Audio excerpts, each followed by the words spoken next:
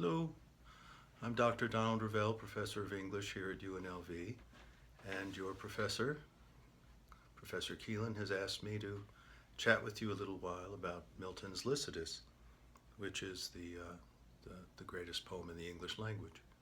Uh, Lycidas is a pastoral elegy.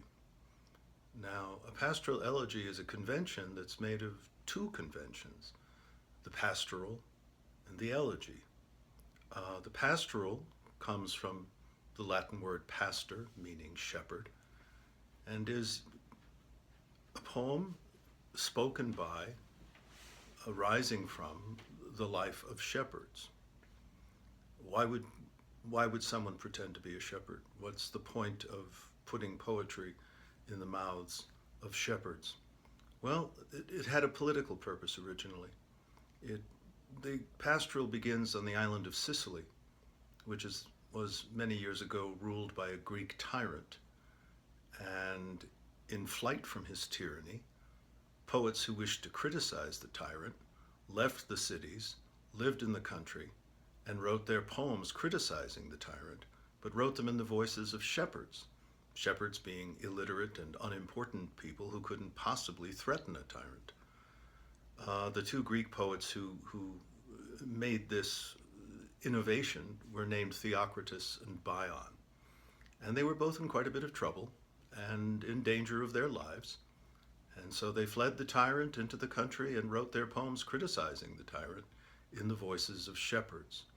And from then on, throughout the centuries, one of the ways that poets could feel safe in criticizing power, in criticizing the powerful, the unjust, was to disguise their critiques as the songs of shepherds, the lamentations of shepherds.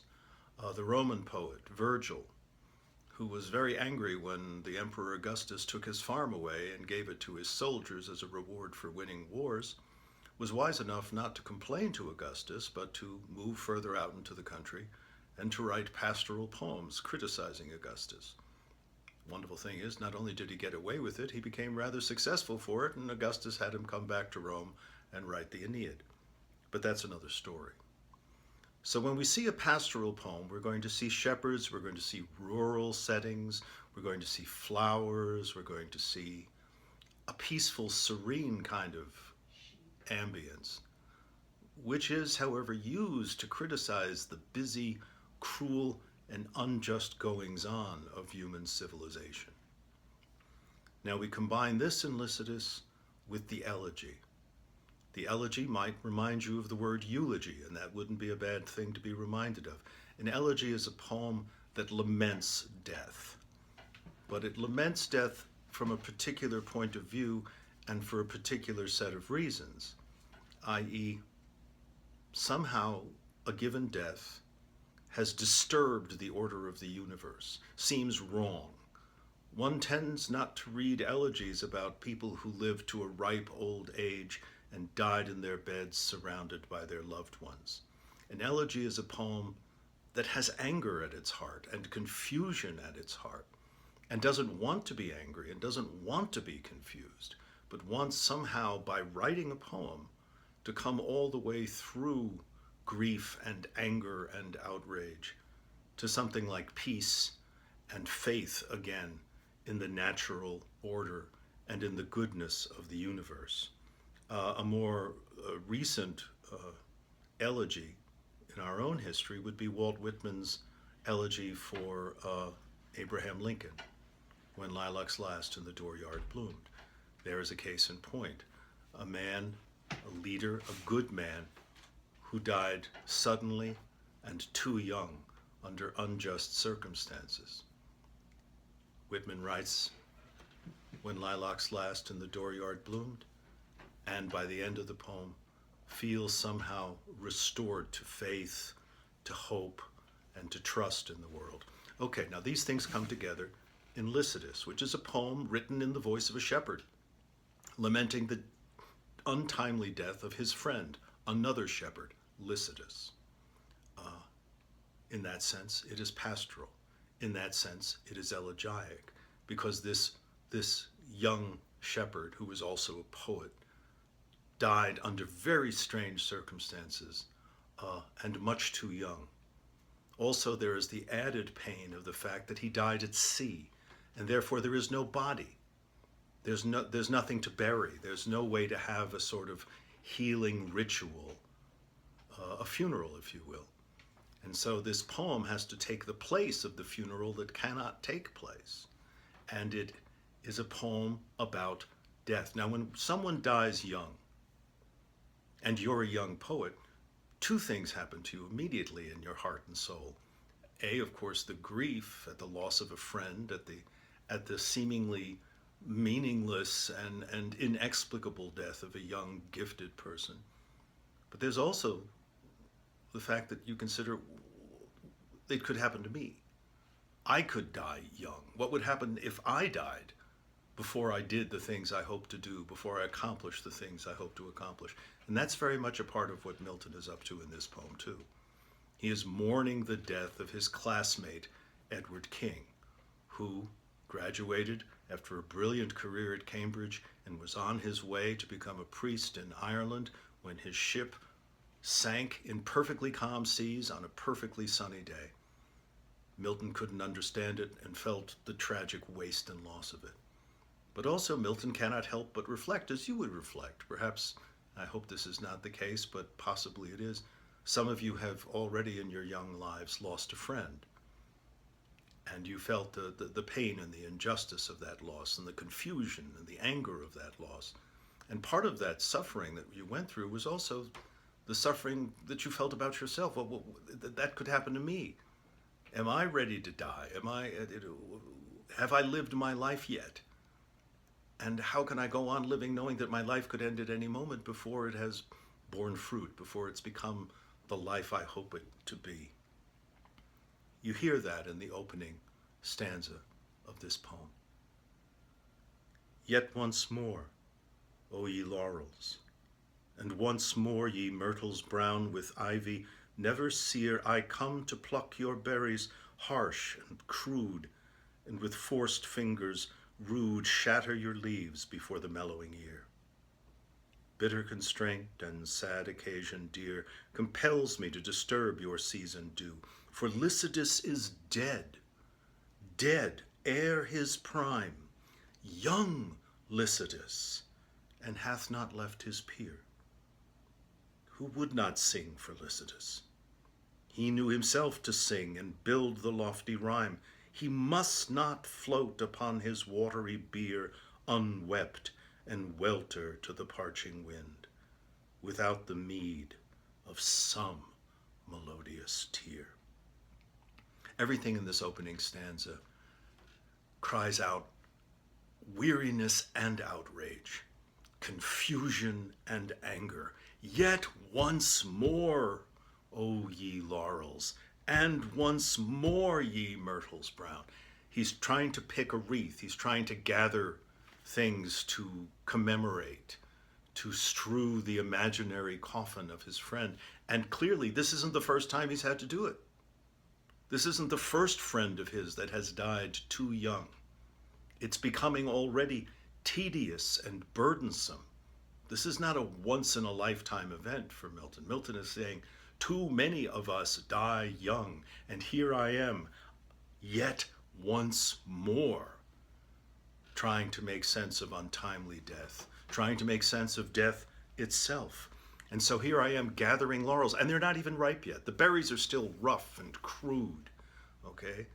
It's wrong to be plucking these flowers so early, but he has no choice. This is when he needs them. Just as it was wrong for his friend to die, just as it is wrong for young people to die. Something's wrong with nature. That's part of the elegy, that somehow nature is out of joint. You might remember that line from Shakespeare's Hamlet, the times are out of joint. That's part of why we write elegies. That's part of why we read elegies, to somehow convince ourselves that no, the universe is a good place, it's worthwhile living here, things happen for reasons that we can understand and can adjust to. But at this opening, Milton cannot reconcile himself yet. He cannot feel good about it because something awful has happened.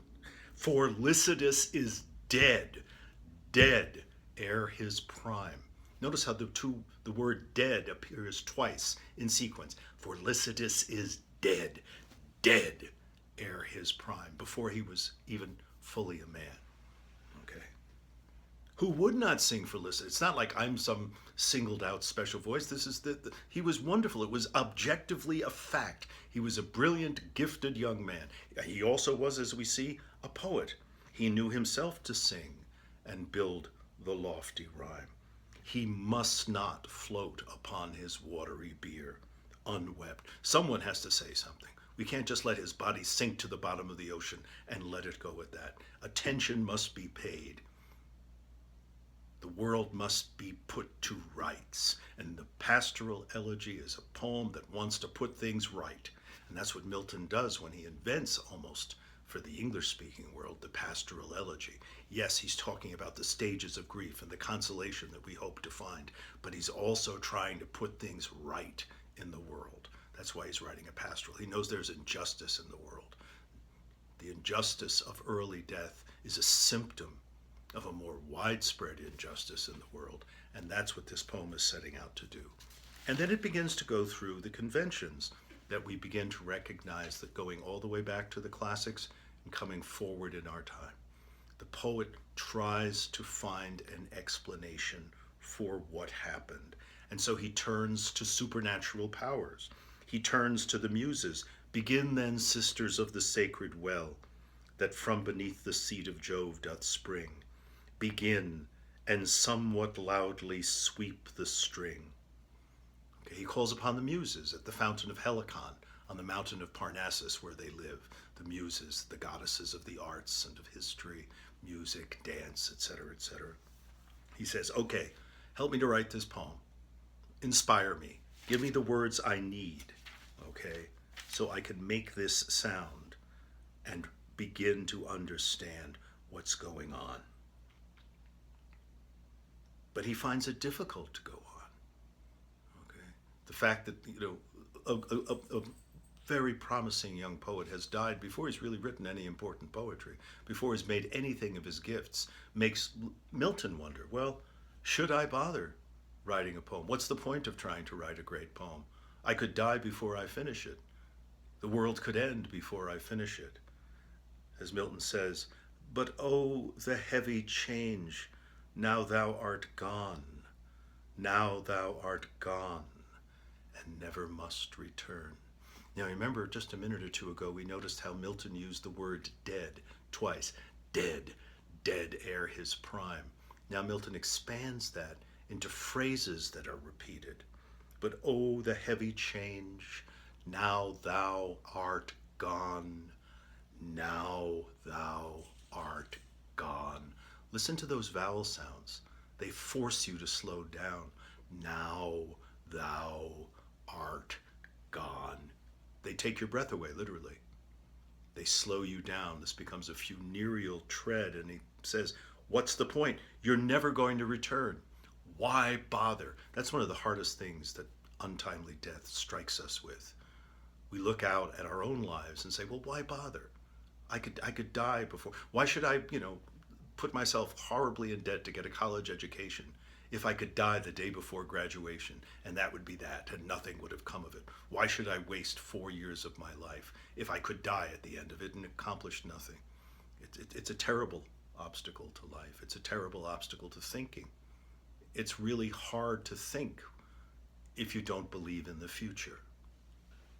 And part of the problem of the pastoral elegy is that it has lost its faith in the future and must struggle to find it. Okay? A social future, a personal future, a spiritual future. Okay? How do I love a God who takes young people too soon? How do I worship and trust in a natural order if so many unnatural things happen?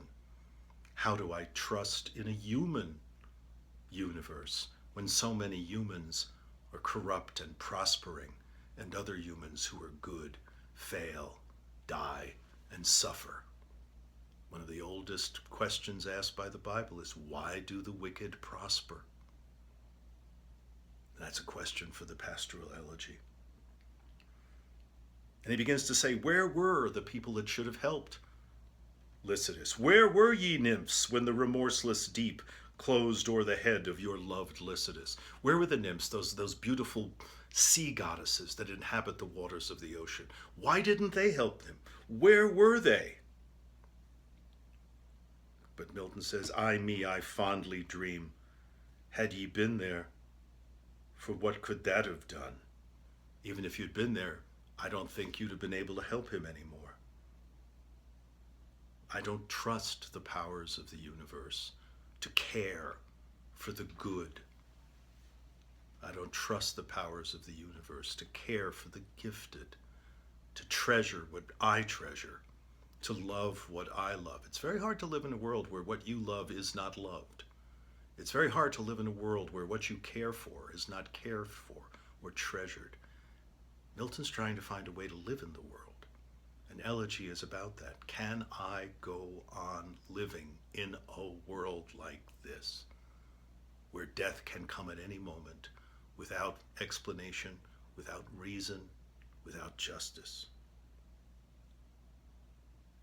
Milton wonders explicitly about himself. Alas, what boots it with uncessant care to tend the homely, slighted shepherd's trade, and strictly meditate the thankless muse?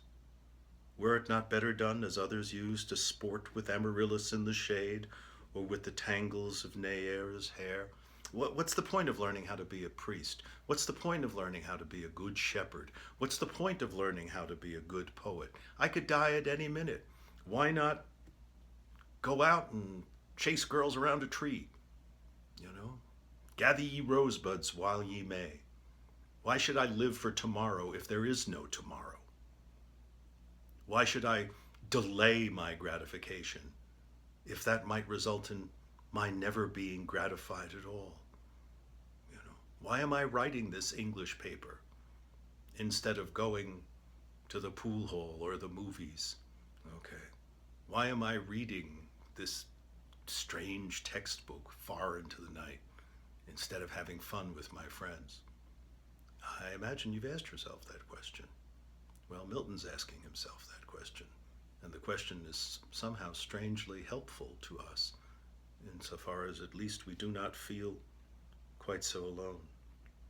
Fame is the spur that the clear spirit doth raise, that last infirmity of noble mind, to scorn delights and live laborious days. But the fair guerdon, when we hope to find and think to burst out into a sudden blaze, comes the blind fury with the abhorred shears and slits the thin-spun life. Used to be this sense of the fates as these three women who spun out the thread of your life. One spun it, one stretched it out, and the third came with the scissors and cut it. He says, well, why struggle to be famous? Why struggle to become good at something? A great shepherd, a great priest, a great poet, if at any moment, boom, the scissors come and cut your life off short. And then we get the first of a sequence of heavenly interventions. But not the praise, Phoebus replied, Phoebus Apollo, the god of poetry, and touched my trembling ears. Fame is no plant that grows on mortal soil, nor in the glistering foil set off to the world, nor in broad rumor lies, but lives and spreads aloft by those pure eyes and perfect witness of all judging Jove, as he pronounces lastly on each deed, of so much fame in heaven expect thy meed. Milton's angry. Milton's about to toss it all away and say, I give up. What's the point? Why bother? And then he hears the god of poetry literally touch his ear. It's a wonderful thing. You know, usually you don't think of your ear as a thing of touch. It's two senses in one. He hears, but he also feels the touch of the god, okay, at the same time. And he consoles him with the fact that no, real fame is not what other people think of you. There is such a thing as permanent fame, the fame that is in eternity, the fame that is in heaven. And that's what you're working for. You're not working for success in this unjust and transitory world. You're working for success in some permanent place where virtue is rewarded and value remains valuable. And what is worth treasuring is treasured forever. That's the first step towards Milton's consolation.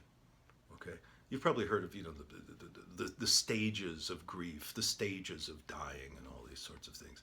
Well, it all doesn't happen at once in Lycidas. It's a process.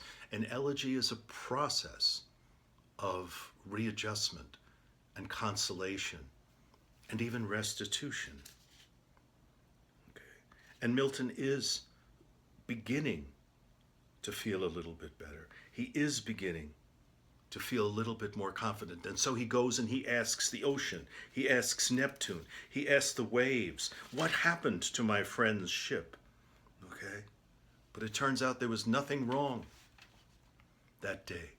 The sun was shining, the ocean was calm. How did it happen? The air was calm, and on the level brine sleek Penope with all her sisters played. It was that fatal and perfidious bark, built in the eclipse and rigged with curses dark, that sunk so low, that sacred head of thine. It wasn't the ocean, it wasn't the weather, there was something wrong with the ship. Okay, now you think about ship, what kind of a symbol or metaphor or image that is. You might think of the ship of state. There's something rotten in the state, something that men built and that men built badly. So it turns out there's nothing wrong with nature. It turns out there's nothing wrong with eternity. There's something wrong with human beings, those who built the ship that failed and sank and killed his friend, Lycidas.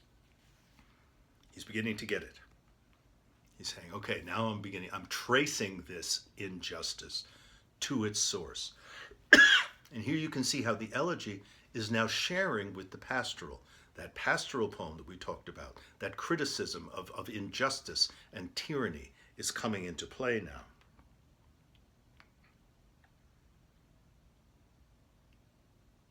Last came, and last did go, the pilot of the Galilean lake.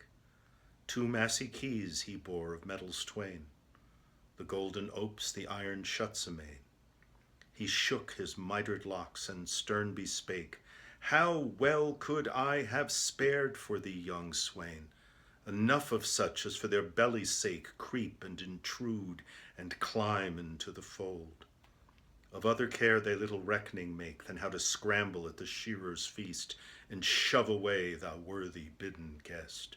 Blind mouths that scarce themselves know how to hold a sheep hook, or have learned aught else the least that to the faithful herdsman's art belongs. What recks it them? What need they? They are sped, and when they list their lean and flashy songs grate on the scrannel pipes of wretched straw, the hungry sheep look up and are not fed, but swollen with wind and the rank mist they draw, rot inwardly and foul contagion spread. Besides what the grim wolf with privy paw daily devours apace, and nothing said. But that 2-handed engine at the door stands ready to smite once and smite no more. Here is Milton getting his anger to its highest pitch. The pilot of the Galilean lake comes with mitred locks and the 2 keys. Okay, who is the pilot of the Galilean lake? Is it Christ? Is it St. Peter? Is it both? We can let it be what we need it to be in our own minds, but whoever it is, whether it's Peter or Christ, Christ gave the keys to Peter. So whoever holds the keys holds the keys. The one is the gate of paradise, the other is to the gate of hell. And he comes to judge. And he realizes, no, it wasn't the ocean, it wasn't the wind, it wasn't nature, it wasn't the universe, it was human beings who built a crummy ship, a bad ship of state. If you've entered certain kinds of traditional churches and look up, you'll notice that they are in the shape of the hull of a ship. The beams and rafters are exactly those of the beams and rafters that hold together the hull of a ship. Milton is making the connection between the ship of state and the church which was, at Milton's time, very much involved with affairs of state. Bishops had political power. Okay, they wielded the power of justice. They ran the courts, etc., etc., etc. And here he's saying, aha, Christ or Peter, or a sort of compound image of them both, says the clergy is rotten, the church is rotten, the ship of state is rotten. It's filled with corrupt, bad priests, bad shepherds, because of course we call priests pastors. They carry that pastoral staff, the shepherd's crook. Okay, England, the world is full of bad shepherds, corrupt priests, corrupt politicians. And they live, they thrive, they prosper. Whereas this one, who I couldn't have spared, this good priest, this good shepherd, this good poet, whom I've lost, and what am I left with? These wicked, greedy priests, blind mouths. Milton does it again, remember? When Phoebus touches his ear and he hears, and he's mixing sensual data of touch and hearing, blind mouths, a mouth that cannot see, that scarce themselves know how to hold a sheep hook, the bishop's crook, the shepherd's crook. Okay. The hungry sheep look up and are not fed. The flock is not getting fed. They're sick, they rot with disease. Okay, there's a disease of sheep where the sheep literally swell up, rotting inwardly and filling with the gas of their own decay. Okay, and the only cure for it is for a really gifted shepherd to take a knife and stick it into the abdomen of the sheep in just the right spot so that the gases and the putrescence come out and the sheep is healthy again.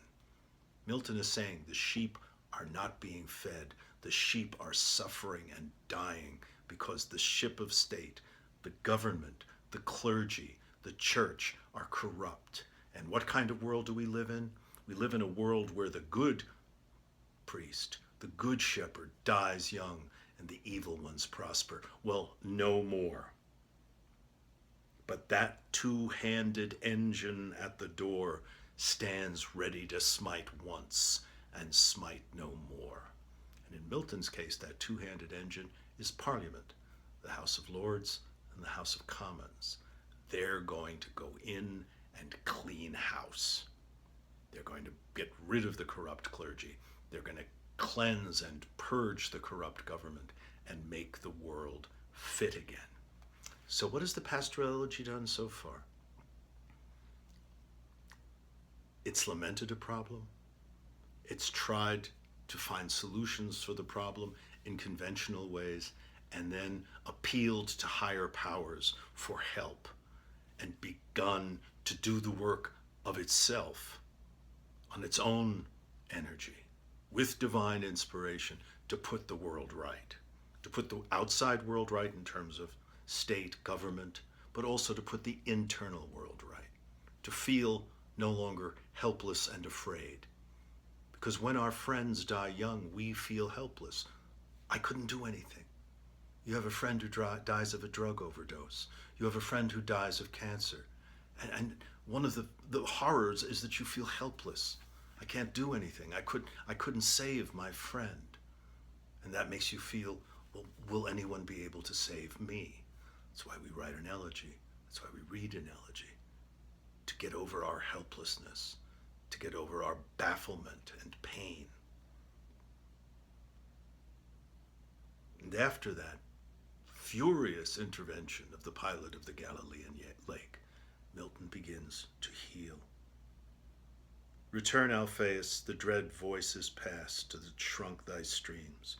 Return, Sicilian muse, and call the vales, and bid them hither cast their bells and florets of 1,000 yews. And there follows now a literal inventory of all the wildflowers of England. To this day, 400 years later, botanists go to Lycidas to study and know what wildflowers grew in 17th century England, because son of a gun, they're all there. Okay, Milton has made a perfect inventory of English wildflowers, and now he can begin to strew the hearse of his friend with these flowers, to come up with a ceremony. They have no body, but they have a spirit. They have a will to heal and to go forward. And with that will, Milton is able to construct a ceremony of grief and consolation. And the flowers of nature help him. Nature is no longer the enemy. Nature is no longer a menace or a peril. It is a comforter. It is a companion. These flowers literally comfort and companion Milton in his grief and begin to prepare a fitting memorial for his friend. Weep no more, woeful shepherds. Weep no more. For Lycidas, your sorrow is not dead, sunk though he be beneath the watery floor. So sinks the day star in the ocean bed, and yet anon repairs his drooping head, and tricks his beams, and with new spangled ore flames in the forehead of the morning sky. For Lycidas sunk low, but mounted high, through the dear might of him that walked the waves, where other groves and other streams along with nectar pure his oozy locks he laves, and hears the unexpressive nuptial song in the blessed kingdoms meek of joy and love. This time the ceremony is worked. It's not the angry ceremony of unripe berries we saw at the beginning of the poem. This ceremony of flowers and restored faith and restored belief in the fact that I can act, I can live my life, I can go on, I can change what needs changing. There will be time, there will be energy, there is inspiration. Justice is just, nature is good, the world makes sense. Lycidas is not dead. Through the dear might of him that walked the waves, as Christ walked upon water, through his promise, through our faith in that promise, we know that Lycidas is not dead, but is rather in paradise. There entertain him all the saints above in solemn troops and sweet societies that sing and singing in their glory move and wipe the tears forever from his eyes. Lycidas is okay. He is in paradise. He is well. He is not dead. The universe is not unjust. There is injustice. But with the help of the universe, we can set it right. With our faith in the universe, we can set it right. We are not helpless. Now, Lycidas, the shepherds, weep no more. Henceforth thou art the genius of the shore, in thy large recompense, and shalt be good to all that wander in the perilous flood. This is even more good news. Not only is Lycidas in heaven being tended to by angels who wipe the tears forever from his eyes. Not only is he there, he's here too. He's the genius of the shore. He will stand on the land's edge and be a guide and a help to mariners. People will not drown anymore. Ships will not wreck in calm seas anymore. Lycidas is not only in heaven, he is here on earth as a guide and a protector. Death is not even death. Lycidas is not a poem that merely promises a reward for justice in the next world. Why bother then railing about injustice at all if you think that the only justice is somewhere else? Milton believes in divine justice, but in a divine justice that acts in the world, that is not simply reserved for the angelic societies of paradise. And so Lycidas has a double existence, a double immortality. An immortality with Christ and the angels in heaven, but an immortality here with women and men on earth who are seeking to right the wrongs to purge injustice, to prove that nature is true and that the world is a good place to live, a world that we can trust in and feel secure in and have faith in, not just today, but tomorrow as well. Thus sang the uncouth swain to the oaks and rills, while the still morn went out with sandals gray. He touched the tender stops of various quills with eager thought, warbling his Doric lay. And now the sun had stretched out all the hills, and now was dropped into the western bay. At last he rose and twitched his mantle blue. Tomorrow, to fresh woods and pastures new. He sung his song. The elegy has worked. He is comfortable in a beautiful world again. He feels at home in the world. When someone dies and it all seems wrong and pointless, we no longer feel at home in the world. When we live in an unjust world where the corrupt and the greedy and the vulgar seem to triumph day after day after day, we don't feel at home in the world. It doesn't seem to have a place for us. But thanks to the conventions, thanks to the aggregate miracles of the pastoral elegy, Milton's poet feels at home in the world again. He can play his harp. He can watch the sun stretch out on the hills. He can pick himself up. At last he rose and twitched his mantle blue, his blue shepherd's cloak. And then that word that we had lost all faith in, that word that seemed to have no meaning in the darkest passages of this poem, rings out triumphant and hopeful. Tomorrow, to fresh woods and pastures new. That last word, new. This is not a bad old world. This is a good new world. And that's the journey the pastoral elegy takes us on. It's really as simple as that. From feeling not at home in a bad old world to feeling entirely at home in a good new world. Thanks for your time.